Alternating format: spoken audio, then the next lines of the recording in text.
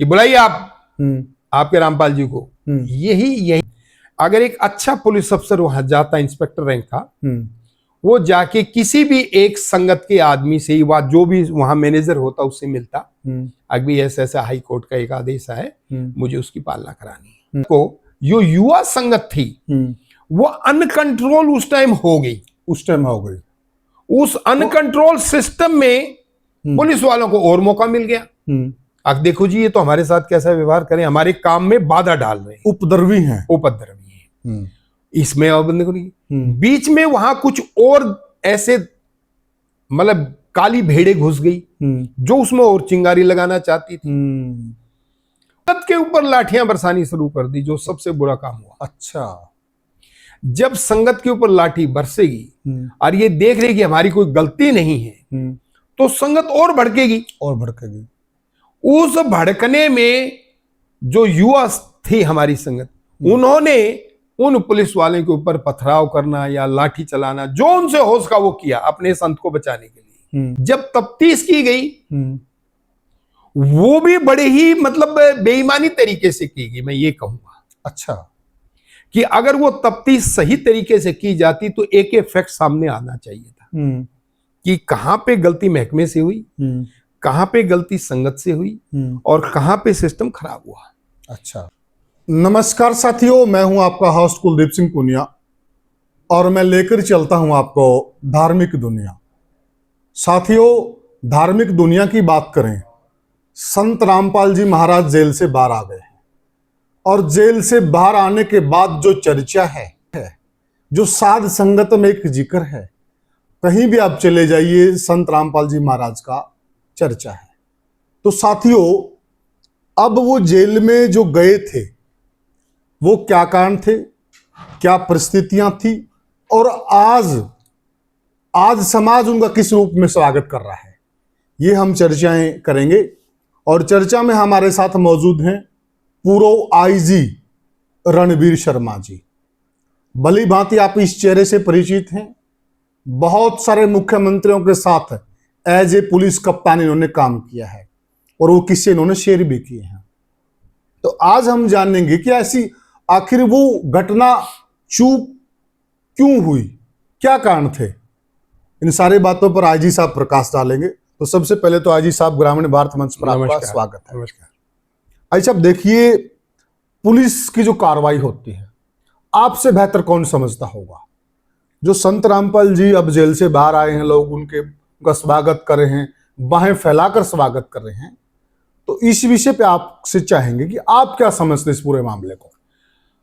कुलदीप जी, मैं इस चीज को यहां से स्टार्ट करूं, जो घटना बरवाला की हुई जी, निश्चित रूप से बहुत दुखद थी। अच्छा, क्यों थी? बात इतनी छोटी सी थी और उस बात को इतना बड़ा बवेला बन गया, जो हम देसी भाषा में कहते हैं बात का बतंगड़ बन गया जी। हाई कोर्ट का एक नोटिस जिसकी पालना करानी थी, और उसका बड़ा एक सिंपल सा मेथड होता है। हमारा एक समन वारंट ऑफिस होता है, उस ऑफिस का एक इंचार्ज होता है, सब इंस्पेक्टर, इंस्पेक्टर लेवल का, डीएसपी सुपरवाइजर अफसर होता है और एसपी उसका ओवरऑल होता है जी। उसकी तामील कराने के लिए अगर कोई भी सभ्य ऑफिसर जाता सतलोक आश्रम में तो शायद ये घटना नहीं होती। अच्छा, मुझे इसलिए ये दुख प्रकट करना पड़ रहा है। मतलब आपको ये डाउट है कहीं कोई प्रॉपर ट्रेनिंग की कमी रही है। ट्रेनिंग नहीं कहूंगा, ट्रेनिंग तो हम अपनी तरफ से पूरी कोशिश करते हैं मुलाजिम को कि उसको एक बढ़िया पुलिस अफसर बनाए। तो प्रॉपर डीलिंग की कमी रही है। प्रॉपर डीलिंग की भी नहीं कहूंगा मैं, इसमें कहीं ना कहीं कोई फांस राजनीति की घुसी। अच्छा, जो मेरा आकलन बिल्कुल सही है। अच्छा। मैंने इसको बहुत ध्यान से तफ्तीश करी, खुद भी और उसके माहौल से भी। क्या हुआ होगा आपके अंदाजे मतलब से उस टाइम? भाई एक चिंगारी कैसे भड़की? चिंगारी में वही कह रहा, सिंपल सी बात थी कि भी आपका हाई कोर्ट का आदेश, उसकी तामील करानी है। अगर एक अच्छा पुलिस अफसर वहां जाता, इंस्पेक्टर रैंक का, वो जाके किसी भी एक संगत के आदमी से ही बात, जो भी वहां मैनेजर होता उससे मिलता, अभी ऐसा ऐसा हाई कोर्ट का एक आदेश है, मुझे उसकी पालना करानी है। और वहां पे पुलिस काफिलों के साथ जाना और जा करके वहां उस धमकी स्टाइल में बात करना कि बुलाइए आप आपके रामपाल जी को, यहीं से भाषा भड़क गई जी। मतलब एक आदर का भाव जो होना चाहिए वो नहीं होगा। संत कोई भी हो, किसी भी उसका हो, लेकिन संत तो संत है। जब उसने सब कुछ छोड़ दिया, उसका इस सांसारिक सिस्टम से कोई लेना देना नहीं है, केवल ये है कि मैं लोगों का भला कैसे करूं, उनके दुख कैसे बांटूं, चाहे वो दुख किसान का हो, चाहे वो दुकानदार का हो, चाहे किसी गरीब का हो। जब उन्होंने अपना जीवन इस चीज के लिए दे दिया, तो ये एक कुदरती बात होती है। मैं इसलिए कह रहा हूं, एक अच्छा सभ्य इंस्पेक्टर व्यवहारिक होता तो वो आराम से जाता और मिलता मैनेजर के थ्रू, बजाय काफले के साथ जा करके वहां पे पुलिस का रौब छाटना, वो गलत हुआ। फिर जब वो रौब छाट रहे हैं, जो मैनेजर साहब थे उसने बड़ी कोशिश करी। मैंने वो एक वीडियो मेरे दिमाग में भी घूम रही है, अच्छा, जो घटना हुई वहां पे, बहुत कोशिश करी संगत को, जो युवा संगत थी वो अनकंट्रोल उस टाइम हो गई। उस अनकंट्रोल सिस्टम में पुलिस वालों को और मौका मिल गया। अब देखो जी, ये तो हमारे साथ कैसा व्यवहार करें, हमारे काम में बाधा डाल रहे हैं, उपद्रवी हैं। इसमें अब देखो, बीच में वहां कुछ और ऐसे मतलब काली भेड़े घुस गई जो उसमें और चिंगारी लगाना चाहती थी। वो चाहे राजनीतिक तरफ से हो, चाहे वो समाज के किसी दूसरे उसकी तरफ से हो, थी जरूर वो, जिनको पहचानने में पुलिस ने बहुत बड़ी गलती करी। अच्छा, पहले व्यवहार की गलती, दूसरे उन काली भेड़ों की समझाने गलती, और जब वो आग इतनी भड़क गई, इसके बाद भी पुलिस को सिस्टम नहीं समझ में आया कि भी हम गलत कर रहे हैं। बजाय उस इंस्पेक्टर को या सब इंस्पेक्टर जिसने ये आग लगवाई, उसको सस्पेंड करने का और उसको डिसमिस करके निकालने के, उन्होंने उस संगत के ऊपर लाठियां बरसानी शुरू कर दी, जो सबसे बुरा काम हुआ। अच्छा, जब संगत के ऊपर लाठी बरसेगी और ये देख रही कि हमारी कोई गलती नहीं है, तो संगत और भड़केगी। उस भड़कने में जो युवा थी हमारी संगत, उन्होंने उन पुलिस वाले के ऊपर पथराव करना या लाठी चलाना, जो उनसे हो सका वो किया अपने संत को बचाने के लिए। अब यहां जो सिचुएशन थी, ये सबसे दुखदायी थी। इस सिचुएशन को चाहे डेरा की तरफ से अगर कुछ अच्छे से वहां संगत बैठी होती उस वक्त, तो वो इस बात को शांति कर लेती और पुलिस को रफा दफा करती किसी तरीके से। जो वहां युवा संगत होने की वजह से, चिंगारी भड़कने की वजह से वो आग ज्यादा भड़क गई। क्या युवा संगत के दिमाग में क्या रहा होगा? उनको कैसा लगा हमारे गुरु को अपमान किया जा रहा है? यस, अच्छा, उनको ये है कि इन्होंने जो व्यवहार कर रहे हैं, अभी हमारा कोई दोष नहीं, हमें क्यों गिरफ्तार करने आए हो? उनको ये चीज कोई बताने वाला दे नहीं कि भाई ये कोई मेरा आदेश नहीं है, ये हाई कोर्ट ने भेजी है। हाई कोर्ट ने नोटिस भेजे है, मैंने सर्व करवाना है, मतलब तामील करवाना है। ये तो ना तो उनकी तरफ से बता सके और ना वो समझा सके। ये जो बीच की एक पतली सी लाइन थी, यहां से गड़बड़ हो गई, या यूं कहीं अपनी भाषा में कि उस टाइम का समय चक्कर कोई खराब चल रहा था, और वो चिंगारी भड़कते भड़कते 1 दिन 2 दिन 3 दिन 4 दिन 7 दिन सिस्टम चलता रहा, और उसमें कुछ मौतें होगी। हमारी बहू बेटी जो गई हुई थी, वो बेचारी भीड़ में उसमें दब गई है, जैसे भी सिस्टम हुआ। दूसरी इसमें सबसे बड़ा ये होगा कि जब तफ्तीश की गई, वो भी बड़े ही मतलब बेईमानी तरीके से की गई, मैं ये कहूंगा। अच्छा, कि अगर वो तफ्तीश सही तरीके से की जाती तो एक फैक्ट सामने आना चाहिए था कि कहां पे गलती महकमे से हुई, कहां पे गलती संगत से हुई, और कहां पे सिस्टम खराब हुआ। अच्छा, और वो मामला इतना ही बनता, मतलब ज्यादा से ज्यादा पुलिस उसको ये कहती थी कि भी हमारे सरकारी काम में दखल डालना जी, ये हत्या का, आत्महत्या का या देशद्रोह के जो सिस्टम इतने सीरियस ऑफेंस बना दिए, वो चीजें नहीं होनी चाहिए। अच्छा, ये पॉलिटिकल मतलब मैं इसको बिल्कुल पॉलिटिकल आंच में लेके आ रहा, इसलिए आ रहा हूं कि जब तक इसमें कोई पॉलिटिकल चिंगारी नहीं होगी, राजनीतिक चिंगारी नहीं, ये बजाय राजनीति को सुधारने की उन चिंगारियों में आग घी का काम करते हैं। अगर भी एक संत है, उसके साथ इतनी संगत क्यों आ रही है भाई? उसके साथ आप देखो वो क्या ऐसी बात है, आप उसको सुनो, उसको समझो, वो किस कबीर सिस्टम को लेके चल रहे हैं, किस सत्यता को लेके चल रहे हैं, बजाय इसके वो उससे एक जिसे बोलते हैं जेलस, मतलब जलने की भाषा, ऐसी मतलब सिस्टम उनके दिमाग में कौन जाता है। तो ये गलती होने की वजह से जो तीसरी में सबसे बड़ी चीज समझा, तफ्तीश के साथ फिर आ जाती है जुडिशरी। अब जुडिशरी के पास पूरा टाइम होता है, माननीय सम्मानीय जो हमारे जजेस होते हैं और हमारे सम्मानीय एडवोकेट होते हैं, उनके पास सारी तफ्तीश हमारी आती है, सारे गवाह सामने आते हैं, आराम से वो सच्चाई निकाल सकते थे।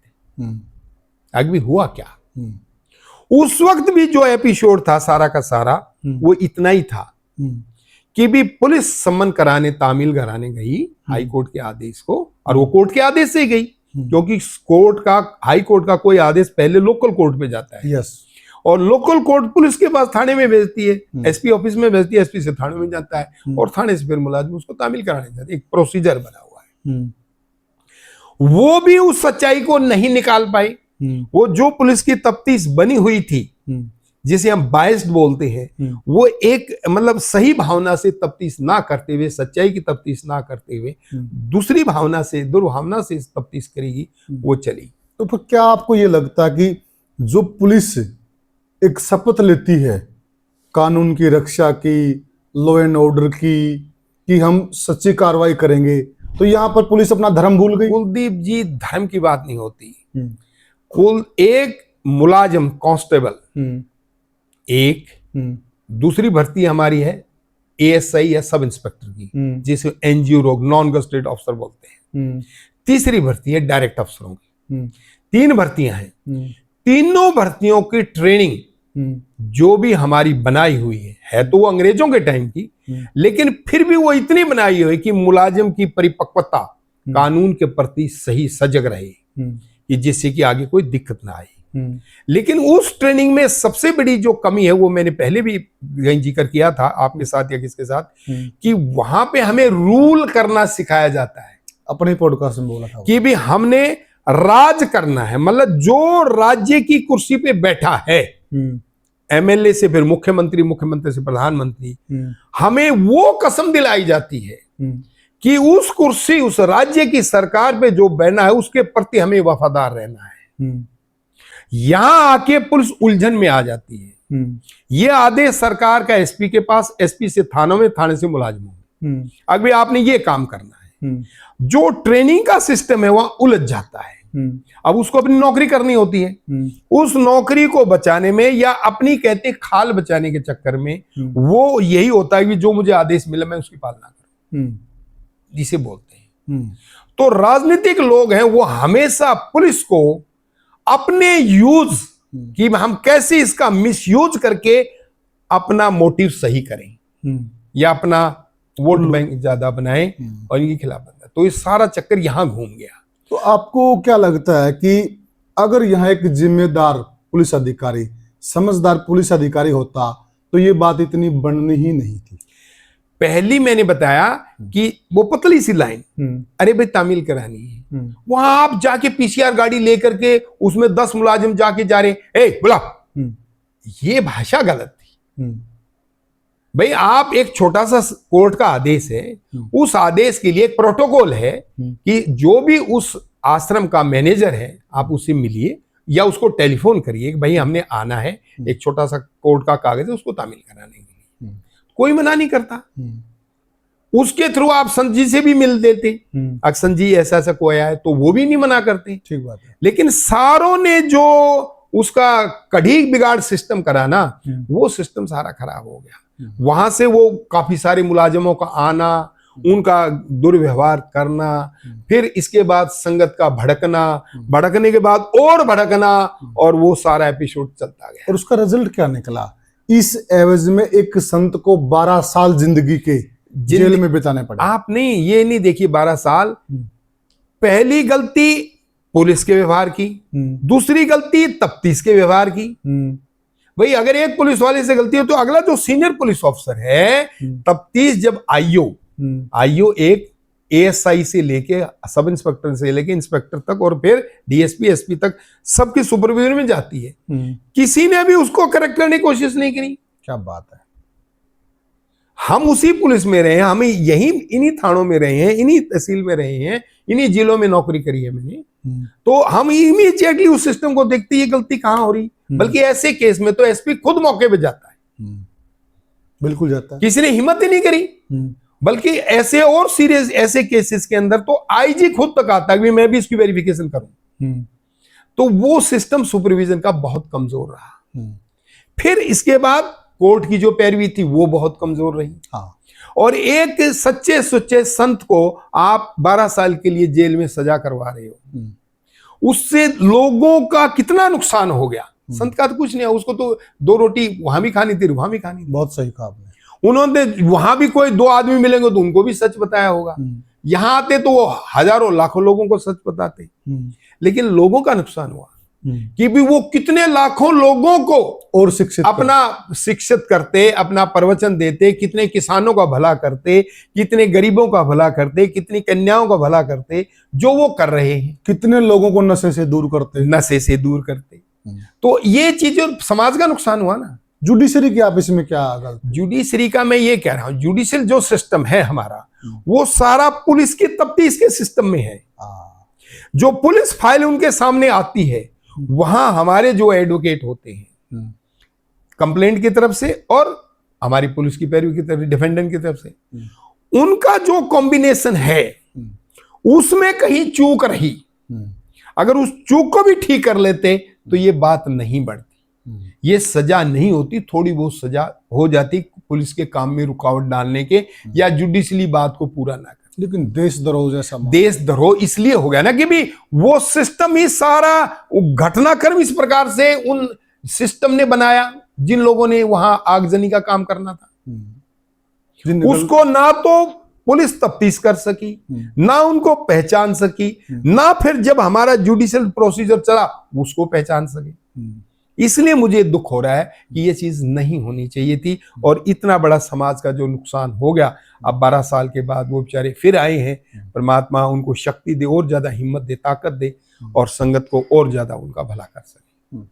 आप क्या मानते हैं, अब वो अल्टीमेटली बाहर आ गए हैं, अब क्या मानते हैं, अब समाज उनका बाहें फैलाकर स्वागत कर रहा है, अब क्या माहौल है आपके लिए? देखो, नेचुरली सत्य सत्य होता है, सच तो सामने आता है ना। परमात्मा सतलोक सच बात के लिए, वो कुदरत का नियम है, प्रकृति का नियम है कि गलत गलत है और ठीक ठीक है। मतलब सच्चाई के लिए देरी हो सकती है लेकिन इतनी बड़ी अंधेरगर्दी नहीं होती वहां। मतलब इस कुदरत का सिस्टम है, जो बोया है वो काटना है। तो इसलिए वो उन्होंने सच बोया, वो सच काट लिया और सामने आ गए, सच्चाई सामने आ गई। अभी बोलो मेरा क्या दोष है, बताओ मैंने क्या किया, मैं बरी भी हो गया, बताइए मेरा क्या दोष है। सॉरी। तो यही चीजें हमें समाज में एक देनी चाहिए कि उन महकमों के लिए, प्रशासनिक अधिकारी कर्मचारियों के लिए, कि आपको गलत नहीं कहा, आपने गलत किया तो वो काटना आपने भी है। वो सोच लेता है मेरा क्या होगा, नहीं, 1 साल 2 साल 4 साल, नेचर बहुत गजब है। बहुत सही कहा। उन्होंने भुगता होगा, जिन्होंने इस सारे घटनाक्रम को किया भुगता होगा, जिन्होंने करवाया होगा उन्होंने भी भुगता होगा, जिन्होंने चिंगारी दी होगी, कॉन्स्पिरेसी करी होगी, जिसको हम 120 की धारा में लेते, उन्होंने भी काटा होगा। तो अब तो मैं बस यही दुआ करूंगा साथ संगत से भी और अपने महकमों वालों से, भगवान इनको सद्बुद्धि दे और आगे ऐसा बुरा व्यवहार किसी संत के साथ ना करें। संत की वाणी को समझें, संत के अंतरात्मा को समझें और इस प्रकार से समाज का भला होने दें जो वो कर रहे हैं, और दिन दुगनी रात चौगनी उन्नति करते हुए आगे बढ़ें।